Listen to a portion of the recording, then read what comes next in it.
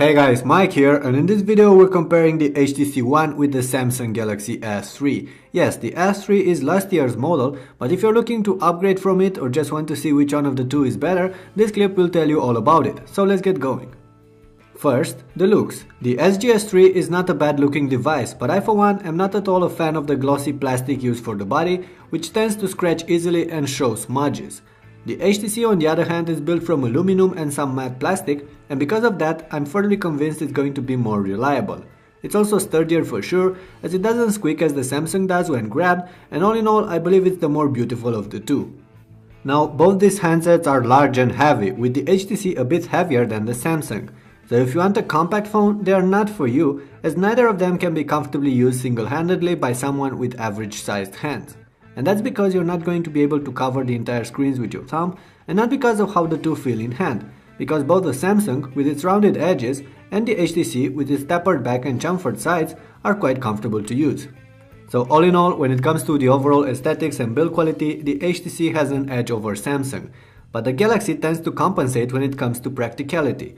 First, the back cover is removable, allowing access to a replaceable battery and a micro SD card slot. None of these features are offered by the HTC. And then the power button on the Samsung is placed conveniently on the right edge, while on the HTC is on top. That's more difficult to access unless you're using your other hand. And besides that, the buttons are actually easier to find and press on the SGS3 too.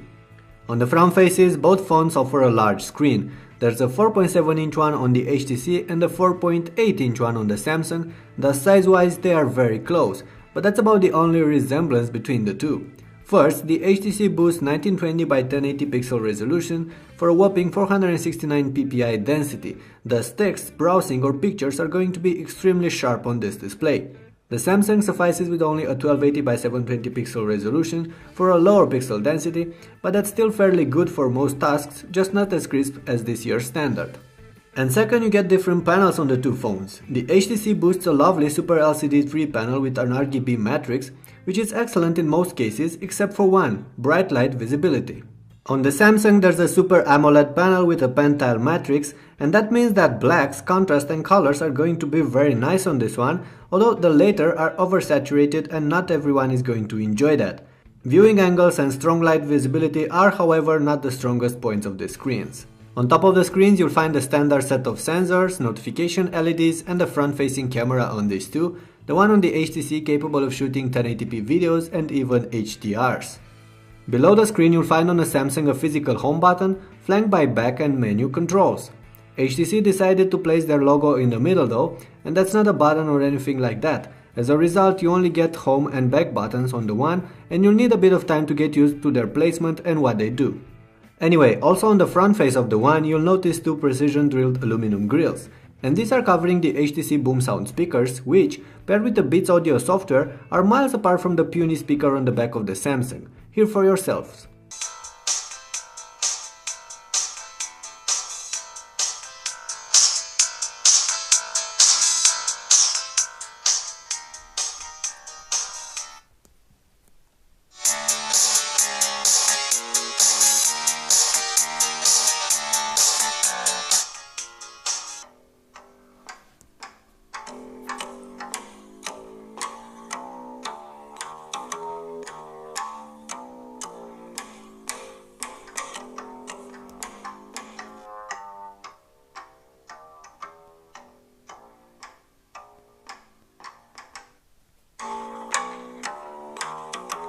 Flipping the phones upside down, you'll find the main shooters, with flash. One thing to notice is that the camera lens on the Samsung is slightly emphasized, so it will be prone to scratches, while the one on the HTC sits flush with the body. The SGS3 packs a standard shooter, with an 8 megapixel sensor and an f2.6 lens. The stills are quite good in fair light, with plenty of details and decent sharpness, but they tend to get very noisy in low light. On the other hand, HTC went for a different approach with their one. The main shooter here has 4 ultra pixels, which in plain words means that it can only take 4 megapixel pictures, but the pixels on the sensor are larger. This, paired with a brighter f2.0 lens and the optical image stabilization, makes the one way better than the Samsung in anything but fair light. So indoor, night or any other poor light scenes are actually very good on the HTC. But the Fairlight shots, the one that actually matter the most, are rather washed out and lack details, mainly because of the poorer resolution sensor, and that might be a deal breaker for some of you.